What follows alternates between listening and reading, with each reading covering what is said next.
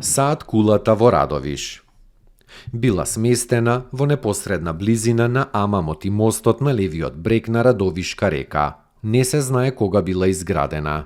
Истата е срушена во 1954 поради дотраеност на градбата. Познатиот турски патописец Евлија Челебија го посетил Радовиш во 1662 година и во неговите белешки за градот забележал: Касабата има околу 400 куќи распоредени во 5 мала. Има 5 џамии, дервишко теќе, мектеба, медреса, амам, 3 ана, 2 крчми и мала градска чаршија со околу 150 дуќани. Населбата е опколена со бавчи и со лозја. Челебија понатаму во своите белешки објаснува дека градчето представувало излетничко место и ловиште на некој си крал по име Радул. Документите ќустендилски метрополити во 17-тиот век се викаат и Радовишки.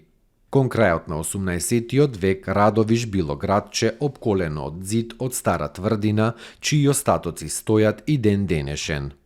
Во 1896 Радовиш броел 1100 куќи, од кои 700 биле муслимански, а само 400 христијански. Во овој период во градот имало 6 џамии, 10 до 15 ана, 1 амам, градска саат кула и христијанска црква.